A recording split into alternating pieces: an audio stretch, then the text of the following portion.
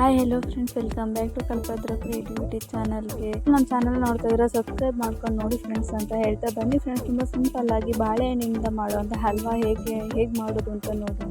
ಈಗಿನ ಇದರಲ್ಲಿ ಯಾರು ಬಾಳೆಹಣ್ಣು ತಿನ್ನೋದಕ್ಕೆ ಇಷ್ಟಪಡಲ್ಲ. ಅಂಥ ಟೈಮಲ್ಲಿ ಈ ಥರ ಹಲ್ವಾನ ಮಾಡಿದ್ರೆ ಎಲ್ಲರೂ ತುಂಬ ಇಷ್ಟಪಟ್ಟು ತಿಂತಾರೆ. ನಿಜವಾಗ್ಲೂ ಫ್ರೆಂಡ್ಸ್ ತುಂಬ ಚೆನ್ನಾಗಿರುತ್ತೆ. ಮೊದಲನೇದಾಗಿ ಬಾಳೆಹಣ್ಣು ತೊಗೊಳ್ಳಿ, ಯಾವುದಾದ್ರೂ ಬಾಳೆಹಣ್ಣಾದರೂ ಓಕೆ. 2 ಬೌಲಷ್ಟು ಸಕ್ಕರೆ, ಒಂದು ಸ್ವಲ್ಪ ಏಲಕ್ಕಿ ಪುಡಿ, ಸ್ವಲ್ಪ ಗೋಡಂಬಿನ ತೊಗೊಂಡಿದ್ದೀನಿ. ಗೋಡಂಬಿನ ಹುರಿದಿಟ್ಕೊಳ್ಳಿ, ಹಾಗೇನೆ ತುಪ್ಪದಲ್ಲ ನಾರ್ಮಲಾಗಿ ಹುರಿದಿಟ್ಕೊಳ್ಳಿ ಅಷ್ಟೇ. ಹಾಗೆ ತುಪ್ಪ ಬೇಕಾಗುತ್ತೆ ನೋಡಿ. ಒಂದೊಂದಾಗಿ ಬಾಳೆಹಣ್ಣೆಲ್ಲ ಸಿಪ್ಪೆನ ಸುಲಿದು ಮಿಕ್ಸಿ ಜಾರಿಗೆ ಹಾಕ್ಕೊಳ್ಳಿ. ಹಾಗೆ ರುಬ್ಕೋಬೇಕು, ನೀರೇನು ಹಾಕೋಣೋ ಹಾಗಿಲ್ಲ. ನೀಟಾಗಿ ನುಣ್ಣಗೆ ರುಬ್ಕೋಬೇಕು.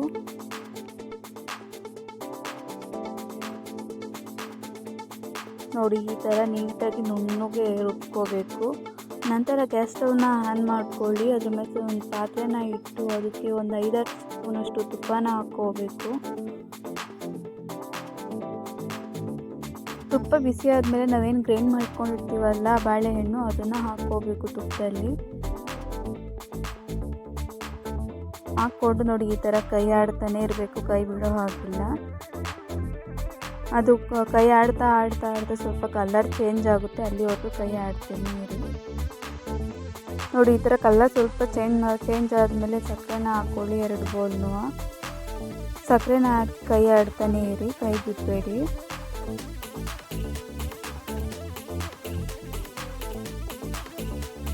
ನೋಡಿ, ಸಕ್ಕರೆನ ಹಾಕಿದ್ಮೇಲೆ ಇನ್ನೂ ಸ್ವಲ್ಪ ಕಲರ್ ಚೇಂಜ್ ಆಗ್ತಾನೆ ಇರುತ್ತೆ, ಕೈ ಆಡ್ತಾ 18 ಬಾಳೆಹಣ್ಣು ತೊಗೊಂಡಿದ್ದೆ, ಅದಕ್ಕೆ 2 ಬೌಲಷ್ಟು ಸಕ್ಕರೆ ಹಾಕಿದ್ದು. ಕರೆಕ್ಟಾಗಿದೆ ಸ್ವೀಟು, ಅಷ್ಟೇ ಕರೆಕ್ಟಾಗಿ ಹಾಕ್ಕೊಳ್ಳಿ ಅಳತೆಗೆ. ಜಾಸ್ತಿ ಹಾಕಿದ್ರೆ ಇನ್ನೂ ಸ್ವೀಟ್ ಆಗಿಬಿಡುತ್ತೆ, ಜಾಸ್ತಿ ತಿನ್ನೋದಕ್ಕಾಗೋದಿಲ್ಲ. ನೋಡಿ, ಈ ಥರ ಕೈ ಆಡ್ತಾನೆ ಇರಿ. ನೋಡಿ, ಕಲರ್ ಹೆಂಗೆ ಚೇಂಜ್ ಆಯಿತು, ಈ ಥರ ಚೇಂಜ್ ಆಗಬೇಕು.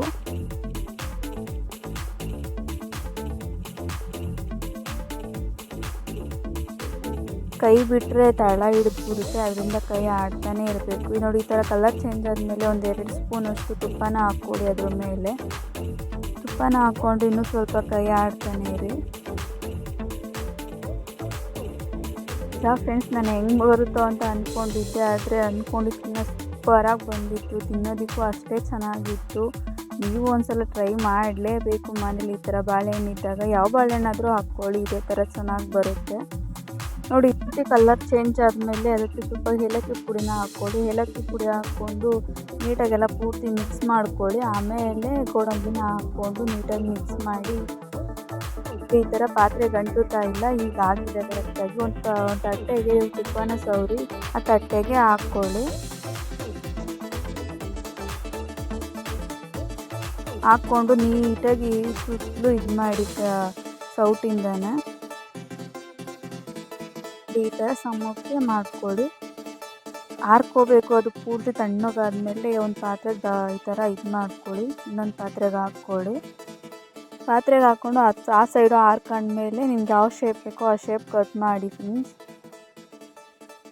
ಕಟ್ ಮಾಡಬೇಕಾದ್ರೆ ಸ್ವಲ್ಪ ಕಷ್ಟ ಅನಿಸುತ್ತೆ, ನಿಧಾನಕ್ಕೆ ಕಟ್ ಮಾಡ್ಕೊಳ್ಳಿ. ಫ್ರೆಂಡ್ಸ್, ತುಂಬ ಚೆನ್ನಾಗಿ ಬಂದಿತ್ತು. ನೀವು ಒಂದ್ಸಲ ಟ್ರೈ ಮಾಡಿ ನೋಡಿ ಮನೇಲಿ, ಹೇಗಿತ್ತು ಅಂತ ಕಮೆಂಟ್ ಮಾಡಿ ಫ್ರೆಂಡ್ಸ್. ಸಪೋರ್ಟ್ ಮಾಡಿ ಫ್ರೆಂಡ್ಸ್ ಎಲ್ರೂ. Thank you, bye.